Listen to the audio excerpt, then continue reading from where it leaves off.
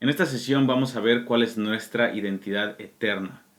Jesús nos formó y Jesús tiene un modelo específico de cómo podemos operar en nuestra plenitud, tanto a nivel nuestra relación con Dios, nuestra relación unos con otros, y también cómo opera nuestro corazón, cómo puede florecer delante de Él. La Biblia dice en Isaías 56:7, dice, mi casa será llamada casa de oración para todos los pueblos. Si no somos una casa de oración, entonces no somos la casa de Dios. Ahora, ¿qué quiere decir Dios con este término que nos habló en Isaías 56:7? Pero también Jesús lo repitió al principio de su ministerio y al final de su ministerio cuando Él volcó las mesas en Jerusalén. Dios estaba profetizando por primera vez cuando vemos que el profeta Isaías dice que su casa sería llamada casa de oración. Él estaba refiriéndose al templo. Y el templo es el lugar en donde Dios quería encontrarse con su pueblo y en donde ellos podían venir y pedir perdón por sus pecados y Dios traía una expiación por el pecado.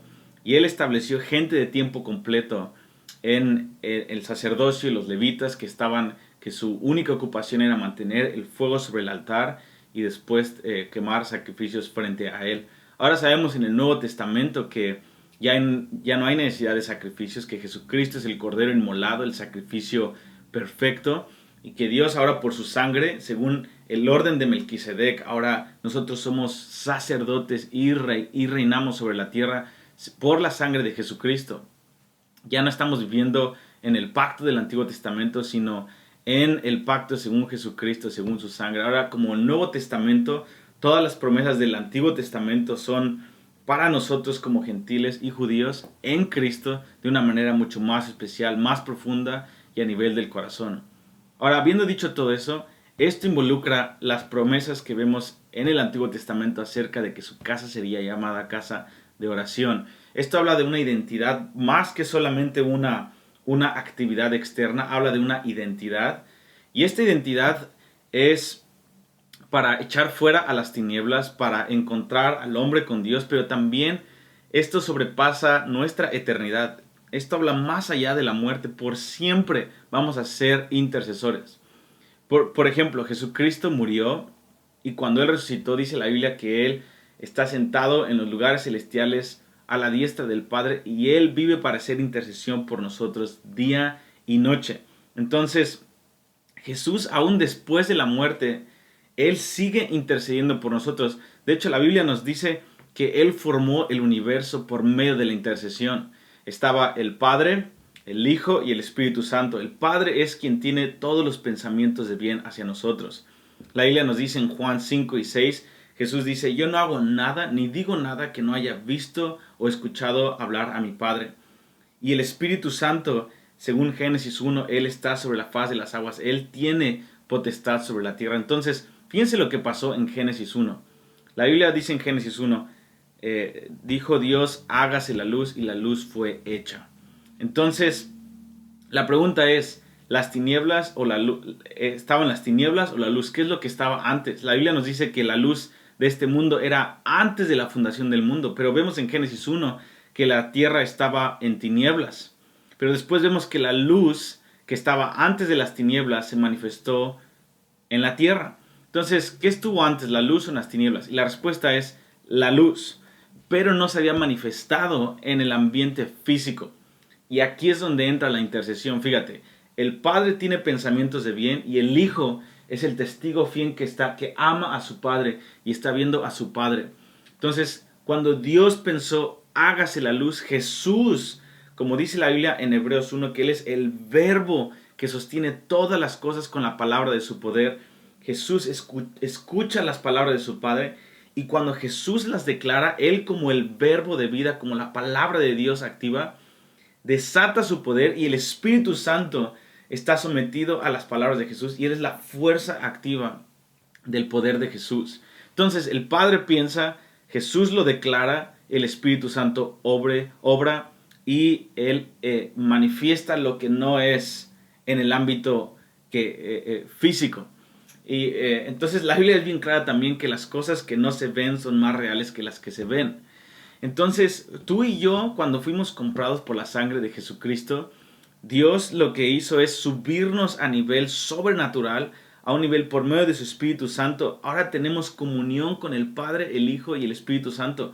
Este Espíritu que está dentro de nosotros nos da la oportunidad, el privilegio de subir y escuchar y entrar en la conversación de la Trinidad.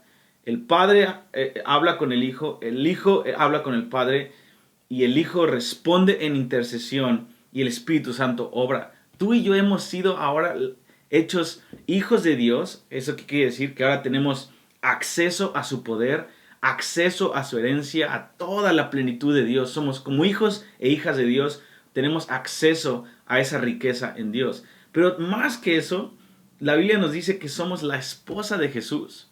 Como esposa de Jesús tenemos acceso a sus emociones, a sus afectos. Entonces, somos la esposa y somos los hijos de Dios, ambos hombres y mujeres. Esto tiene que ver más allá que el género.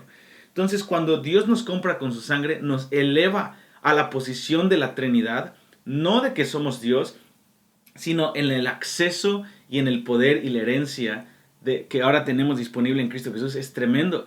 Y esa ahora es nuestra identidad eterna. Somos intercesores y somos amantes de Dios por siempre y siempre. Entonces, cuando la Biblia nos dice que Dios irrumpe en los tiempos de Isaías y después Jesús confirma esa palabra al decir: mi casa será llamada casa de oración para todas las naciones, es algo tremendo. Él está diciendo: mis hijos van a tener acceso a mi poder. Mis hijos, cuando yo derrame mi sangre, van a tener acceso a escuchar mi voz, a participar conmigo en lo que yo hago en las naciones. Fíjate lo que dice Jesús en Juan 17, en sus últimos versículos, versículo 26, dice: Padre, a donde yo voy, quiero que ellos estén para que vean mi gloria como la gloria que me diste desde el principio.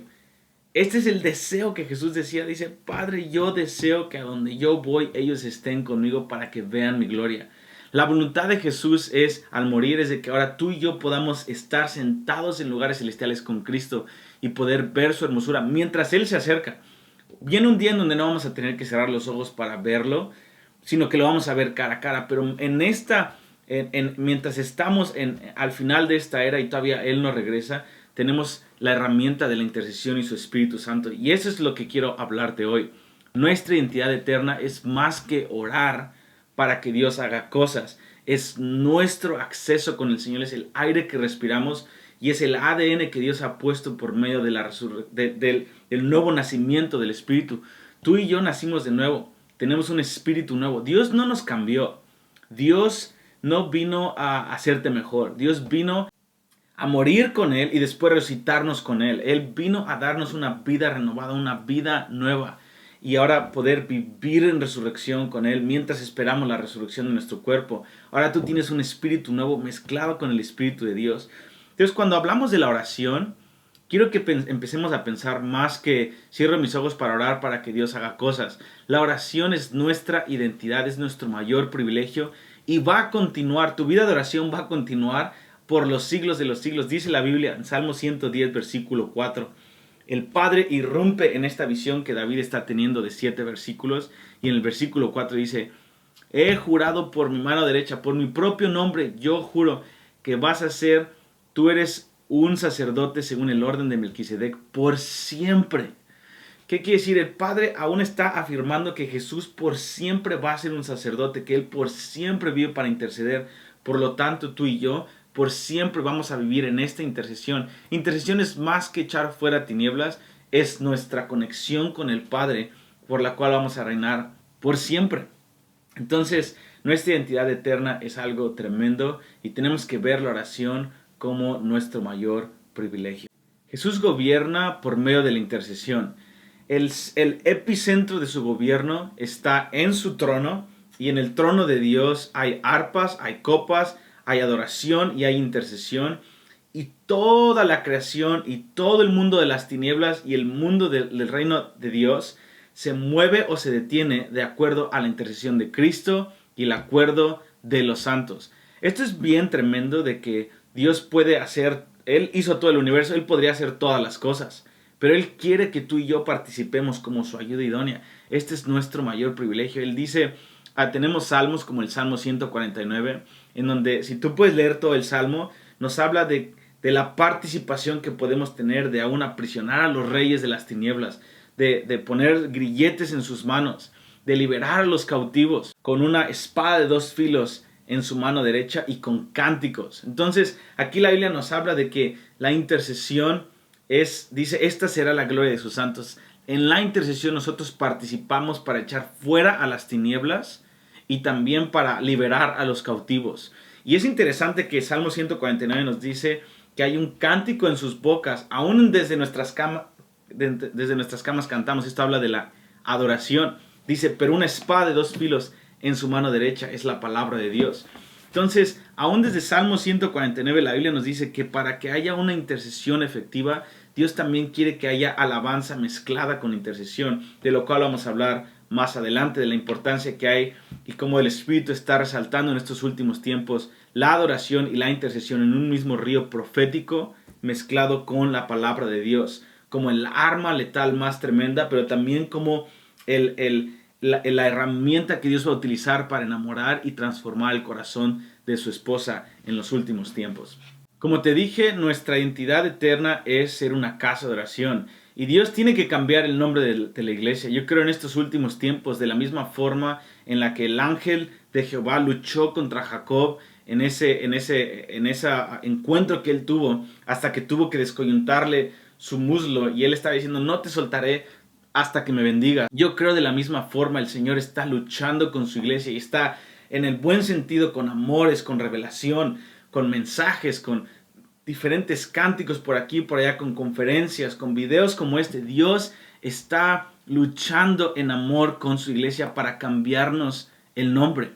Y yo creo que por eso estás viendo este video, porque tienes hambre, sabes que hay algo más, que la vida de oración que tenemos como iglesias locales es bueno, pero hay algo más, hay una plenitud a la cual fuimos llamados.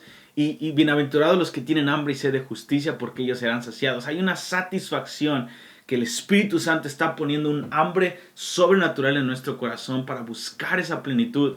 Y hay que luchar con el Señor, decirle, Señor, no te voy a dejar hasta que cambies mi nombre. Y el Señor cambió el nombre de Jacob, que es usurpador, a Israel, que es príncipe que gobierna. Dios no quiere que tengamos un ministerio de oración a un lado mientras operamos como reyes y tratamos de reinar. No, Jesús es un sacerdote según el orden de Melquisedec. Jesús es el único rey a quien el Padre le puede confiar todos los reinos de la tierra, no porque Él es un rey poderoso, sino porque Él es un sacerdote. Jesús no es un rey que tiene una vida de oración por aquí. No, Jesús es un sacerdote que vive en comunión con su Padre y como consecuencia Él reina como fruto de eso. Y Dios está cambiando. En la iglesia a veces queremos reinar y oramos para que Dios nos prospere. Dios dice, no, ora como identidad, como tu mayor placer, como tu mayor recompensa es tu intimidad conmigo. Y como resultado las cosas van a ser añadidas. El reino te va a ser añadido. Entonces, Jesús es un sacerdote según el orden de Melquisedec. Él es el único a quien Dios le pudo confiar tanto poder, todas las naciones de la tierra, el rollo que está escrito en la mano derecha del Padre. El Padre le confió a Jesús como hombre tanto poder, todas las naciones, porque Él vive como sacerdote. Él es el único hombre que no está corrompido con poder. De la misma forma, Dios quiere hacernos a la semejanza de Jesucristo. Pablo decía que Él tenía dolores de parto hasta que viera que Jesús es forjado en ellos. Hermanos, esta es nuestra tarea. Si vemos en la palabra que nuestra identidad es ser casa de oración, tenemos que empezar a luchar en el Espíritu, pedirle al Señor con hambre y ayuno y desesperación espiritual, decirle, Señor, cambia mi identidad, no quiero seguir operando en mi ministerio, que hacer cosas y orar 2-3 minutos al día para que me prosperes y más o menos. No, queremos cambiar, queremos decir, Señor, quiero que tú seas mi satisfacción, quiero que tú seas mi todo y que por añadidura, Señor, tú vayas aumentando tu reino según mi corazón tenga la capacidad. Cuando nuestro ministerio e influencia crece más que la capacidad de nuestro corazón, estamos en grandes problemas. Estamos en grandes problemas. Pero Dios quiere expandir nuestra capacidad de oración, expandir nuestro deseo de amarle y de orar con Él y en nuestras congregaciones. Y Dios va a empezar a prosperar nuestro reinado, porque Él dijo que seríamos y reinaremos sobre la tierra una vez que Dios nos haga reyes y sacerdotes. Entonces, dice la Biblia, de hecho, la Biblia en original dice un reino de sacerdotes, que quiere decir que la operación de nuestro poder es el sacerdocio. Hubo un hombre en el Antiguo Testamento que entendió la importancia de la intercesión y ese fue David. David entendió que el modelo que Dios quería en el jardín del Edén era que Adán y Eva fueran sacerdotes. Esa fue la primer profesión, la más antigua en toda la historia del hombre. Dios formó al hombre y le puso en un jardín y le dijo, quiero que gobiernen ahí. Entonces Dios los puso en el jardín y la única tarea del hombre era podar el jardín, tenerlo bello y tener comunión con Dios y a partir de esa comunión que tenían con Dios salir del jardín y sojuzgar la tierra. Pero nosotros, el primer pecado fue tratar de independizarnos de Dios al comer del fruto del conocimiento del bien y del mal, del tratar de saber cosas y tener un cierto dominio en independencia con Dios. Y esa es la tentación de Satanás en toda la humanidad y en todo el cristianismo. Tratar de hacernos independientes de la voz de Dios y de ese jardín. Y Dios sabía que el diseño que Dios puso en Adán y Eva y la autoridad que tendrían para tener gobierno sobre la tierra venía de que cuidaran ese jardín de intimidad con el amado. Nuestro jardín ha sido restaurado ahora por Jesús y ahora tenemos un jardín interno de intimidad y en nuestras iglesias locales. Y si aprendemos a cuidarlo como nuestra entidad y a tener encuentros con el Señor Jesús, de ahí va a salir nuestro poder para tener autoridad. Pero la Biblia nos habla de algo más poderoso que Dios va a soltar en los últimos tiempos, que es Juan 16:8. Jesús dijo, cuando venga el Espíritu Santo, Él los convencerá. Y Dios va a restaurar esa autoridad de la iglesia, del sacerdocio en la iglesia, que cuando hablemos el Espíritu Santo se va a derramar y va a penetrar en los corazones de los ateos, de los musulmanes, de los hindús, y la gente va a ser salva, la gente va a caer bajo la convicción del Espíritu Santo cuando vivamos en esa identidad que debemos de tener frente a Dios. Es lo que pasó con muchas personas en los avivamientos de los últimos 100 años. La gente caía bajo la convicción de pecado debido al peso que había de gloria detrás de las palabras de los predicadores. Y todos ellos dicen en sus diarios que ellos tenían una relación con Dios tremenda, y cuando ellos perdían esa fervor en el lugar secreto, ellos sabían que 2-3 semanas después ellos perderían la unción y la autoridad para predicar con convicción de pecado. Entonces, espero que esta sesión pueda ayudarte a recapacitar en dónde está tu vida y cuál es, volver a pensar toda tu vida que realmente tu identidad es esto. Frente al Señor, esta es tu identidad y esto es lo que puedes pedirle al Espíritu Santo, ayuda que Él te ayude a poder empezar a fluir en esto. Si es que habías perdido el enfoque, como muchos de nosotros perdemos muchas veces el enfoque, Dios quiere darnos la autoridad, la unción para poder volver a esa identidad eterna, que es ser una casa de oración en comunión con el Señor. Dios te bendiga.